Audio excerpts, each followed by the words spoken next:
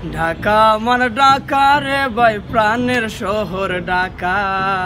ঢাকা আমার ঢাকা রে ভাই প্রাণের শহর ঢাকা।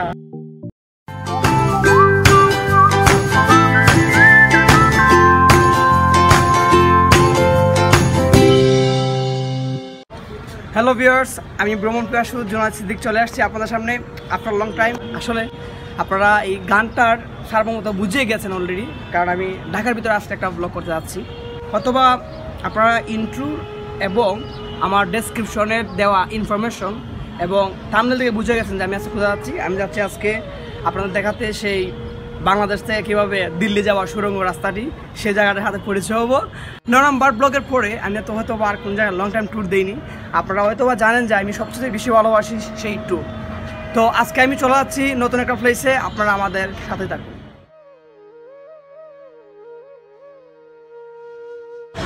আর হয়তোবা আপনারা আমার ফার্স্ট ব্লগটা দেখছেন, এটা ছিল হামহাম ওয়াটারফলে, যেটা ছিল আমার সাথে আমার ক্লোজ ফ্রেন্ড MSB সায়েম ব্যাপারী। তো আজকে কিন্তু সে আমার সাথে থাকছে, আজকে অল ক্রেডিট কিন্তু সায়েমেরই। তো সায়েম, আজকে এর বিষয়টা কিছু বলবা? আজকে তো আমরা যেহেতু লালবাগ যাচ্ছি, তো এখানে আমরা মিরপুর থেকে রওনা হচ্ছি। তো সেই ক্ষেত্রে আমার কাছে সবচেয়ে কমফোর্টেবল বা সুবিধা মনে হয় আপনারা যদি এখান থেকে মিরপুর 1 নাম্বার হয়ে আজিমপুর চলে যান। আজিমপুর থেকে ওইখানে যে ঢাকেশ্বরী মন্দিরের সামনে আছে ওইখান থেকে রিক্সা নিয়ে আপনারা 20-25 টাকা বা 30 টাকা লালবাগ চলে যেতে পারবেন।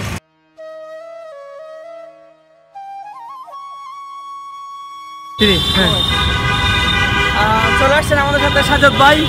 হয়তোবা আপনারা আগের ব্লগে দেখছেন, অনেক পপুলার একজন মুখ। আর আমার মতো উনি কিন্তু ভ্রমণ পিপাসু মানুষ।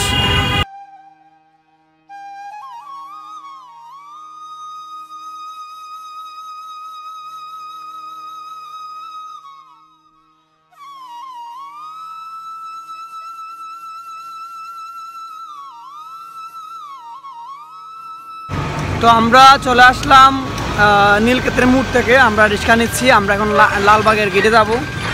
আর আমরা আসছি মূলত, আপনারা হয়তো জানেন, মিরপুর থেকে আসছি। আপনারা যারা মিরপুর থেকে আসবেন, সেফটি আছে, মিরপুর লিঙ্ক আছে, আপনারা মিরপুরে চলে আসতে পারবেন। আর যারা এয়ারপোর্ট থেকে বা অন্য জায়গায় আসতে চান, আপনারা বিকাশ আছে, বিকাশে চলে আসতে পারবেন। তো কিছু ট্রান্সপোর্টেশনের ব্যাপারে আমাদের সায়েম ব্যাপারী, যে আমাদের স্মার্ট ব্যাপারী নামে পরিচিত, তো স্মার্ট ব্যাপারী। সো যদি একটু সুযোগ সুবিধাটা বলো। সুযোগ সুবিধা বলতে গেলে আমি আপনাদেরকে প্রথমেই বলবো, যদি আপনারা এই পুরান ঢাকার দক্ষিণ সাইডে মানে বুড়িগঙ্গা নদীর তীরে, যেমন লালবাগ কেল্লা, আহসান মঞ্জিল, জেলখানা, কিছু কিছু জায়গা আছে, এগুলোতে ঘুরতে আসতে চান, তাহলে আপনারা মঙ্গলবারটা চুজ করবেন। মানে নীলবাগটাতে নীলক্ষেত, নিউ মার্কেট, এই আশেপাশের সাইডটা টোটালি অফ। তো আজকে আমরা মিরপুর থেকে অনলি আধা ঘন্টা এখানে চলে আসছি। সবচেয়ে বড় অ্যাডভান্টেজ, আমি এটা সেভ করতে পারবেন। আমি আরো বলেছিলাম যে আসলে জেমে পড়ি কিনা, এই কারণে আমি খুব তাড়াতাড়ি বেরোইছি। তো সাজ্জাদ ভাই যদি কিছু বলেন, যদিও আপনার অনেক এক্সপিরিয়েন্স আছে, আপনি প্রায়শ আমি এখানে আড্ডা দেন ফ্রি সময়ে, তো এখানের বিষয়টা একটু বলতেন আর কি, যারা আসতে চায় বলতে আসতে পারেন। আর উইকেন্ডটা চুজ করার ক্ষেত্রে দেখা যায় যে আপনার ফ্রাইডে বা স্যাটারডেগুলোতে আপনার অফিসিয়াল অফ থাকার কারণে প্রচুর রাশ থাকে, তখন আপনার হয়তো বা মনে নাও ভালো লাগতে পারে। সো দ্যাট আপনি ওভাবেই চুজ করতে পারেন, মানে শুক্র শনি বাদে যেই ডেগুলো আছে এগুলোর ভিতরে চুজ করলে আপনার জন্য ভালো হবে। আপনি একটা রিল্যাক্স মোডে আপনি জাস্ট রিফ্রেশমেন্ট নিতে পারবেন এই সমস্ত প্লেস থেকে। কারণ ঢাকার মানুষগুলো হচ্ছে কি, আমরা ঘরোয়া বন্দি থাকতে থাকতে আপনার দেখা যাচ্ছে কি যে কাজের চাপ বা জীবনযাপন করার ক্ষেত্রে মানুষ অনেকটা ডিপ্রেস থাকে, যার জন্য আপনার একটু রিফ্রেশমেন্ট প্রয়োজন হয়। সো দ্যাট আপনি এই ডেগুলো যদি চুজ করেন সরকারি ছুটি বাদে, তাহলে আপনি মোটামুটি একটা ভালো দিন কাটাতে পারবেন। I hope. ধন্যবাদ ভাই, আর আমাদের সাথে থাকুন। আর আমরা আজকের এই লালবাগ কেল্লা সম্পর্কে সম্পূর্ণ তথ্য আপনারা এই ভিডিওতে পাবেন। আশা করছি অনেক কিছু জানতে পারবেন, নতুন কিছু, আর দেখতেও পারবেন। এ পর্যন্ত আমাদের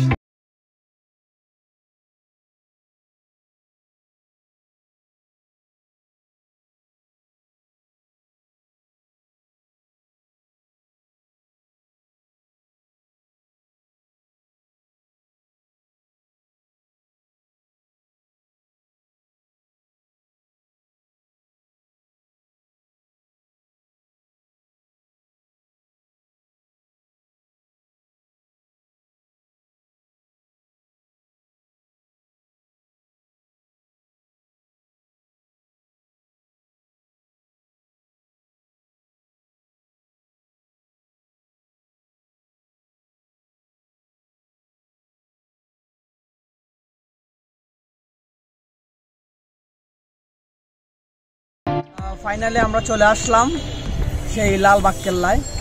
আপনারা এটা হচ্ছে সেই বুড়িগঙ্গা নদীর তীরে অবস্থিত লালবাগ কেল্লা, ঢাকার দক্ষিণ পশ্চিমাঞ্চলে অবস্থিত সেই লালবাগ কেল্লাটি। যে কেল্লাটি আমরা হয়তো বা নামে আমরা সবাই জানি যে আওরঙ্গজেবের ছেলে আজম শাহর উত্তরসূরি শায়েস্তা খানের দ্বারা নির্মিত 1678 খ্রিস্টাব্দে লালবাগ কেল্লাটি প্রতিষ্ঠিত হয়। পরবর্তীতে 1680 খ্রিস্টাব্দে শায়েস্তা খান এটাকে পুনর অবস্থায় আবার প্রতিষ্ঠিত করেন। তো এই প্রতিষ্ঠিত করার পরে কিন্তু এই কাজটি অসমাপ্ত থেকেছিল। তো আমরা আজকে ফুল ডিটেলসটা এই কেল্লা সম্পর্কে জানবো এবং প্রত্যেকটা এরিয়া আমরা প্রত্যেকটা সাইড ঘুরে দেখাবো। আর এখানে আমরা 3টা জিনিস আমরা জানি যে সবচেয়ে বেশি গুরুত্বপূর্ণ এখানে দেখা। একটা হচ্ছে পরিবিবির মাজার, আর একটা হচ্ছে দেওয়ানে আম, এবং আমরা যে মসজিদ আছে মসজিদটি আমরা সম্পূর্ণটা ঘুরে দেখবো। আর আপনারা আমাদের সাথে থাকুন এতক্ষণ পর্যন্ত।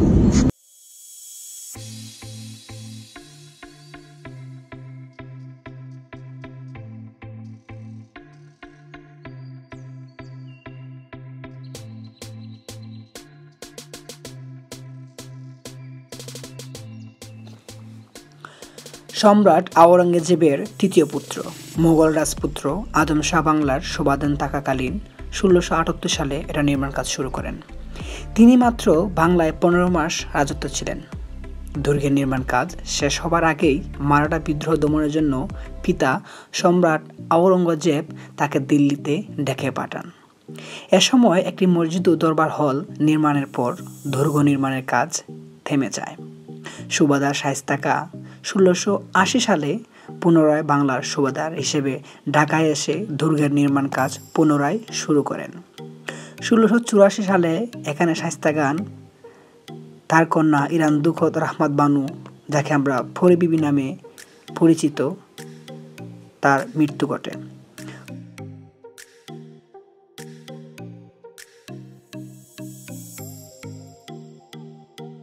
কন্যার মৃত্যুর পর শায়েস্তা খান এ দুর্গটিকে অপয়া মনে করেন এবং 1684 খ্রিস্টাব্দে অসমাপ্ত অবস্থায় এর নির্মাণ কাজ বন্ধ করে দেন। এই দুর্গের অবকাঠামো সম্পর্কে যদি আমরা জানতে চাই, তাহলে আমরা দীর্ঘ সময় এটি ধারণা করা হতো যে বাংলাদেশের প্রত্নতত্ত্ব অধিদপ্তরের সাম্প্রতিক উৎকটন অন্যান্য অবকাঠামো অস্তিত্বের প্রকাশ পেয়েছিল। এই প্রাচীরের দক্ষিণ পশ্চিমে রয়েছিল বিরাট বুরুজ, উত্তরে ছিল কয়েকটি ভবন, আস্থাবল, প্রশাসনিক ভবন এবং পশ্চিম দিকে জলধারার ও কুয়ার সহ একটি সুন্দর চাঁদ বাগানের ব্যবস্থাও ছিল। আবাসিক অংশটি ছিল দুর্গ প্রাচীর পশ্চিম পূর্বে, প্রধানত মসজিদটির দক্ষিণ পশ্চিমে অবস্থিত। বুরুজগুলো ছিল একটি ভূগর্ভস্থ সুড়ঙ্গ। এই কেল্লাটির কেন্দ্রীয় এলাকা দখল করেছিল 3টি ভবন। ইতিমধ্যে আমরা তো জেনে গেছি। একটি ছিল দেওয়ানে আম, মসজিদ এবং পরিবিবির মাজার।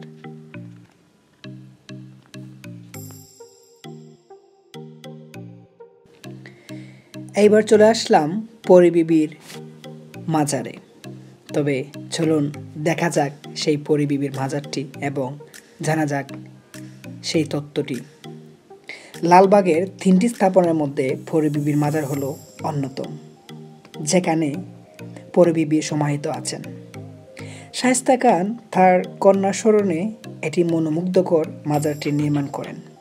এই মাজারটির স্থাপনাটি চতুষ্কোণ, মার্বেল পাথর, কষ্টি পাথর ও বিভিন্ন রং এর ফুলের পাতা সুশোভিত চাকচিক্যময় টালির সাহায্যে অভ্যন্তরীণ 9টি কক্ষ অলঙ্কৃত করা হয়েছে।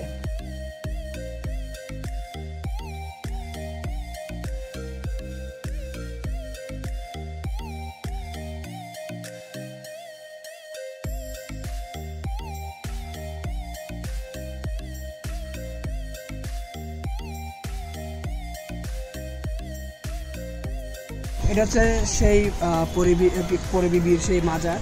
আমরা জানি যে আসলে পরিবিবির অকাল মৃত্যুতে ওনার মেয়ের সমাধির জন্য শায়েস্তা খান সেই মাজারটি নির্মাণ করেছিলেন। তো ওনার কন্যা ছোট কন্যা মৃত্যুবরণ করাতে উনি সেই যে পরিবিবির বাড়িটি সেটি মাজার নামে রূপান্তরিত করেছেন এবং এটির কাজটি অসমাপ্ত রেখেছিলেন। সেই সমাধিটি আমরা দেখতে পাচ্ছি যে শামশাদ বানু এর সমাধি। আমরা ইতিহাসের পাতায় হয়তো বা অনেক পড়েছি বা অনেক শুনেছি, দেখেছি, তবে আজকে আমি এখানে এসে অনেক কিছু জানতে পারলাম, দেখতে পারলাম। আমরা এদিকে যাচ্ছি, তো আমাদের সাথে থাকুন। চলে আসলাম পরিবিবির মাজারের ঠিক পশ্চিম পাশে 3 গম্বুজওয়ালা দুর্গণী মসজিদ, যেটিকে আমরা শাহী মসজিদ নামে পরিচিত। সম্রাট আওরঙ্গজেবের 3য় পুত্র শাহজাদা আজম বাংলার সুবাদার থাকাকালীনে এই মসজিদটি নির্মাণ কাজ শুরু করেছিলেন 1678 থেকে 1679 খ্রিস্টাব্দ পর্যন্ত। এই 3 গম্বুজটির মুঘলদের জন্য আদর্শের উদাহরণ, যেটি বর্তমানেও এই মসজিদে নামাজ আদায় করা হয়।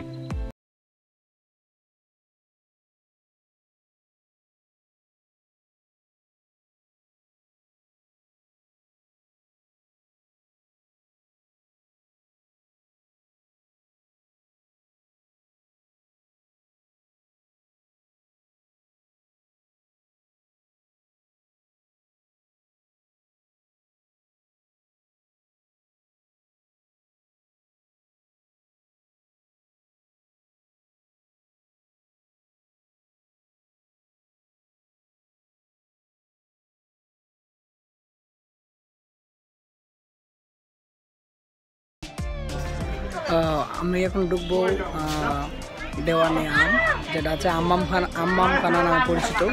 এই আম্মাম খানা দুটি কাজে ব্যবহৃত হয়। একটা হচ্ছে দেওয়ানে আমি অর্থাৎ কারালয়ের ভবন, একটা হচ্ছে যেখানে তারা বসবাস করত। এটার ভিতরে আমরা দেখবো জাদুঘরের মতো, মানে সব কিছু পুরাতন, যত ধরনের যুদ্ধের যত কী ছিল, অস্ত্র বা সরঞ্জাম ছিল, ইকুইপমেন্ট ছিল, সেগুলো এটির ভিতরে সংযুক্ত রাখা আছে। আমরা সেটি দেখব। আর এই অনেক কিছু তথ্য আছে যেগুলো আর উপরে তোলা যেতে দিবে না, কারণ উপরে তোলা হচ্ছে আপনাদের একটা ঝুঁকিপূর্ণ, সো এই কারণে আমরা উপরে তোলা যেতে পারবো না। কিছু বলবা? কেমন লাগলো? ভালো লাগলো? কার সাথে আসছো? আমি আমার আম্মুর সাথে আছি। আচ্ছা, কখন আসছিলা? আমি এই একটু আগে আসলাম। একটু আগে। কেমনগুলো? ভালো লাগছে? কি কি দেখলা? দেখলাম ফুল গাছ সুন্দর।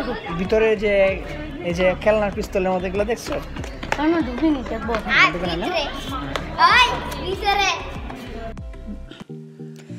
এইবার চলে আসলাম দেওয়ানে আম। তবে চলুন এটার ভিতর সম্পর্কে দেখা যাক। বাহিরের তথ্যগুলো যেমন গুরুত্বপূর্ণ, অনেক সুন্দরভাবে সুসজ্জিত। এবার আমি চলে যাচ্ছি ভিতরের দিকে।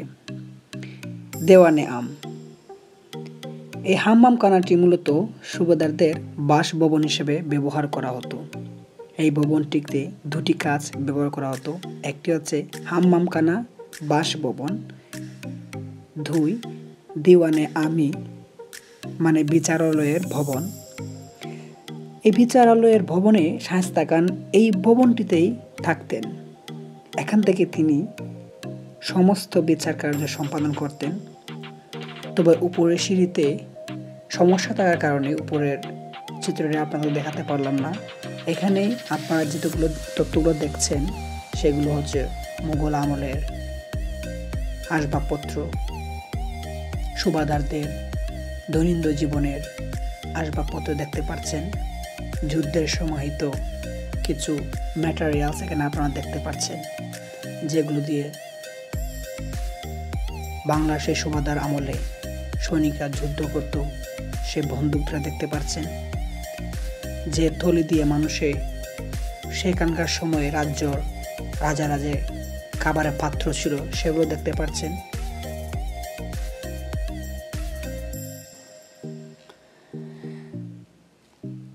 চলে আসলাম আজকের সেই মূল টপিকের মূল যে ভ্লগটি করেছিলাম, সেই ভ্লগটির মূল পর্বে চলে আসলাম। অবশেষে চলে আসলাম সেই লালবাগ কেল্লা রহস্যময় মানুষ কেকো সুড়ঙ্গ।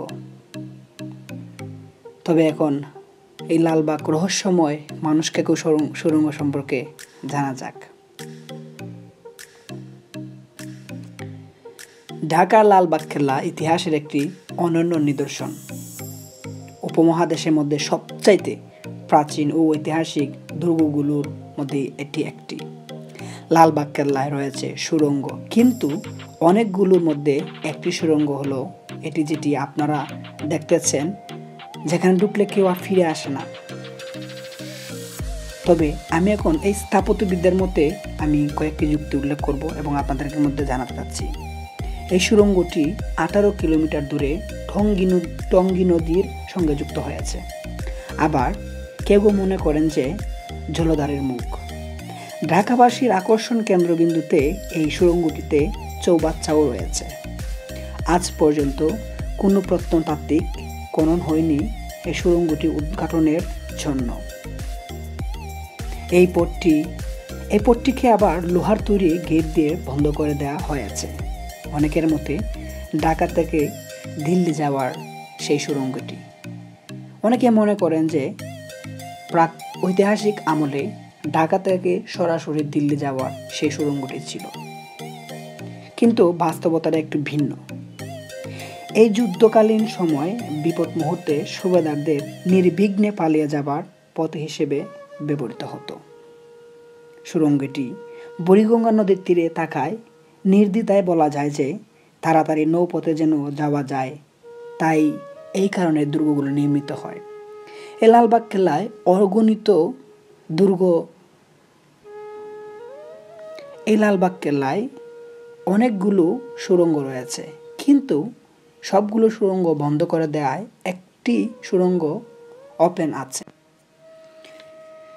বাংলাদেশ থেকে সরাসরি ভারতের দিল্লিতে যাওয়ার যে সুড়ঙ্গটি, এই সুড়ঙ্গটি নিয়ে একদল বিদেশি গবেষকরা দুটি কুকুর পাঠিয়েছিল। শিকল দিয়ে কুকুরটা ভিতরে ঢুকানো হয়েছিল। দুটি কুকুর, প্রথম একটি কুকুর ঢুকানো হয়েছিল সুড়ঙ্গের ভিতরে, কিন্তু সে কুকুরটি ফিরে আসেনি। পরবর্তীতে আবারও একটি কুকুর ঢুকানো হয়েছিল। এই দুটি কুকুর শিকলটিকে ফিরে এসেছিল, কিন্তু কুকুর দুটি ফিরে আসেনি। অনেকের মতে এক প্রকার গ্যাস রয়েছে সেই সুড়ঙ্গের ভিতরে, তাই কোনো প্রাণীর সেখানে টিকে থাকতে পারে না, যেটি হাড় ও মাংস গলে যায়। কোনো প্রাণী এটার ভিতরে প্রবেশ না করাতে কেউ কেউ আবার এটাকে ভয়ানক গুহা বলে অভিহিত করেছেন। লোকমুখে শোনা যায় যে সুড়ঙ্গ থেকে উঠে নৌকায় জিঞ্জিরা প্রাসাদে যাওয়ার জন্য, আবার মুঘল সেনারা যদি যুদ্ধে পরাজিত হতো তখন সেই সুড়ঙ্গ দিয়ে ফালিয়ে তাদের আত্মরক্ষা করার জন্য সেই সুড়ঙ্গগুলো তৈরি করা হয়েছিল। আবার কেউ কেউ বলেন মুগ্ধ অবস্থায় নদীর প্রাকৃতিক বাতাস উপভোগ করার জন্য সে সুড়ঙ্গগুলো দেওয়া হয়েছিল। তবে আজকে আপনারা জানলেন এই সুড়ঙ্গ সম্পর্কে, ফুল ডিটেলস জানলেন লালবাগ কেল্লা সম্পর্কে। আপনাদের যদি এই ভিডিওটি ভালো লাগে অবশ্যই শেয়ার করতে ভুলবেন না। আর আমি ভিউয়ারদের উদ্দেশ্যে বলতে চাই, এখানে লালবাগ কেল্লার মধ্যে আসলে আমার কাছে যে জিনিসটা সবচেয়ে বেশি ভালো লাগে, এখানে ন্যাচারাল অনেক কিছু দেখা যায়, যেগুলো হচ্ছে বিভিন্ন ধরনের ফুল গাছ। যেমন এখানে গোলাপের একটা বাগান দেখা যাচ্ছে ছোটোখাটো, কিন্তু এখানে শুধু এক প্রজাতির গোলাপ না, এখানে হোয়াইট, রেড এবং বিভিন্ন ভেরিয়েশনের গোলাপ ফুলগুলো আছে। তো আপনারা যদি আসেন এখানে এই জিনিসগুলো খুব দেখতে পারবেন এবং এই জিনিসগুলো উপভোগ করতে পারবেন। যারা প্রকৃতিকে খুব বেশি ভালোবাসেন আসলে তারা এই জিনিসগুলো তাদের কাছে সকাল হোক বিকেলবেলা হোক যে কোনো টাইমটা খুব ভালো লাগবে। সো এই জায়গাটা গাছপালায় খুব পরিপূর্ণ। এখানে কিছু আরও অন্য টাইপের গাছ আছে, ওগুলো চাইলে দেখতে পারবেন। তো আমরা এখন উপরে ছাদে উঠবো। ছাদের ভিডিও আসলে অনেক সুন্দর, দেখি আমি ছাদ থেকে জল ভিডিও ধরতে পারি কিনা। চলুন দেখা যাক।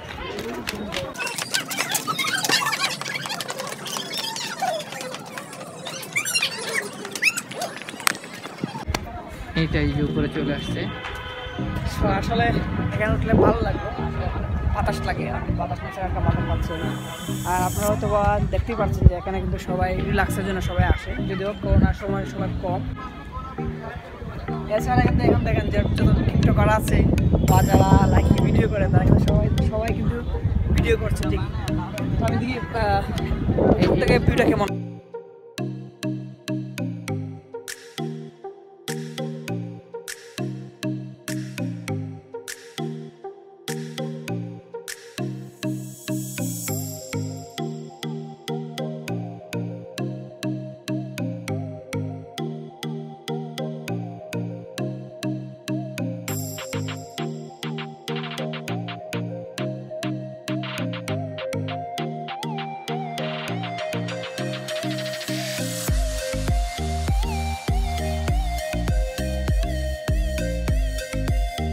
আমি এই পুরা লালকেল্লা বাগটি ঘুরে আমি নিজেই আসলে অনেক কিছু শিখছি, আমার ভালো লাগছে আমার।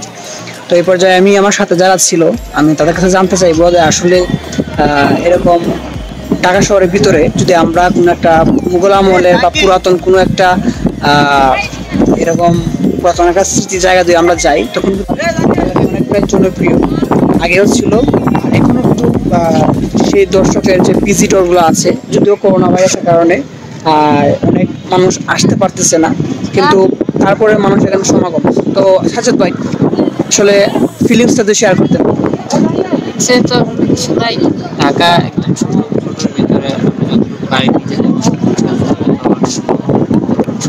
কারণ হচ্ছে এই জায়গাগুলো আসলে সংরক্ষণ করা আমাদের উচিত। তো সেক্ষেত্রে নিজের জায়গা থেকে মনে করি যে সবাই যদি সম্মিলিতভাবে এই জায়গাগুলোর পরিবেশ সুন্দর রাখি, তাহলে আমাদের দেশটা হয়তো আমরা নিজেদের জন্য করতে পারবো। কারণ এখন দেখা যায় কি আপনার মানুষ টাকা খরচ করে অনেক দেশের বাইরে যায় বা অনেক দেখতে যায়, সেক্ষেত্রে আমাদের দেশে যদি ওয়েস্ট করে বা আমাদের এখানে যে জায়গাগুলো যদি সুন্দরভাবে সংরক্ষণ করা হয় বা আমরা নিজেরা পরিপাটি রাখি, তাহলে আমি মনে করি যে আমাদের ঘোরার জন্য এই অল্প পরিসরে সুন্দর জায়গা আমরা সবসময় উপভোগ করতে পারবো।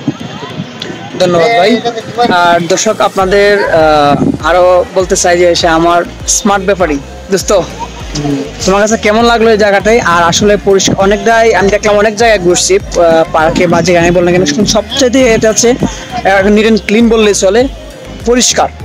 তো এই বিষয়ে তুমি কিভাবে শেয়ার করবা? পরিষ্কার বিষয়টা হয় কি, আসলে যখন এটা তারা সংরক্ষণ করে, যারা দায়িত্বে থাকে, তো ওই লোকগুলা যদি এটারে এইভাবে ফোকাস করে বা তাদের চিন্তাধারার উপরে সবকিছু ডিপেন্ড করে, তো আমার মনে হয় এখানে যারা দায়িত্বে আছে তারা খুব কনসার্ন বিষয়টা নিয়ে, অনেক সচেতন, এই জন্য এটা নিট অ্যান্ড ক্লিন।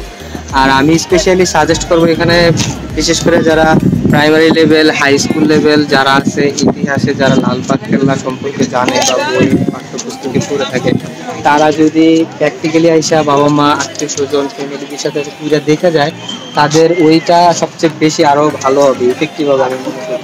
আর সত্যি এই কেল্লাটা আসলে শুধু ঘোরার জন্য না, এটা আমাদের বাংলাদেশের একটা ইতিহাস, এটা প্রত্নতাত্ত্বিক এলাকা বা প্রত্নতাত্ত্বিক যে স্থাপনাগুলা, সো আমাদের সবার উচিত এটা ওইভাবে মূল্যায়ন করা, এটাকে সম্মান করা। ঠিক সরকারেরও উচিত এগুলার আরো সুন্দরভাবে সংরক্ষণ করে রাখার জন্য। সো এতটুকুই সবার জন্য, আসবেন সবাই সুযোগ পাবেন। ধন্যবাদ। তো ধন্যবাদ তোকেও, কারণ ও অনেক ইম্পর্টেন্ট একটা কথা বলছে। কারণ আমরা যারা ছোটবেলায় স্কুল লাইফ বা বিশেষ করে স্কুলিং লাইফে যদি আমরা চলে যাই, তো দেখতে পারি যে আমরা অনেকেই পিকনিক করার জন্য যে স্টাডি ট্যুর আমরা অনেকে দিয়ে থাকি, তবে এই বাচ্চাদের জন্য অনেকটা আনন্দময় জায়গা হবে আমি আশাবাদী। আর এখানে কিন্তু বিশেষ করে এই সাইডটা কিন্তু মঙ্গলবারের সময় একটু মানে জ্যাম কম থাকে, হ্যাঁ খুবই রাস্তাটা অনেকটা ফ্রি থাকে। আর এখানে মোটামুটি বেশিরভাগ জায়গা আপনারা ফ্যামিলি নিয়ে স্পেন্ড করতে পারবেন। আর এই জায়গাটা কিন্তু অনেকটাই জনপ্রিয়, আমার অনেক ভালো লাগছে। ইনশাল্লাহ নেক্সটে আবার দেখা হবে। আর আপনারা এই পর্যন্ত সাথে থাকার জন্য ধন্যবাদ। আশা করছি নিত্য নতুন আরও কোনো ভিডিও জায়গায় আপডেট দেওয়ার চেষ্টা করব। আর নতুন যারা আছেন অবশ্যই সাবস্ক্রাইব করে রাখবেন, আর কারণ আপনাদের অনুপ্রেরণাই আমার পরবর্তী পথ চলা। আর আপনারা সবচেয়ে বেশি ভালোবাসেন যে ট্রাভেল ব্লগগুলো, বেশি বেশি শেয়ার করবেন। আপনাদের শেয়ারের মাধ্যমে যেন আরও মানুষ, আর 10টা মানুষ যেন জানতে পারে। তো আল্লাহ হাফেজ, আল্লাহ হাফেজ, গুড বাই।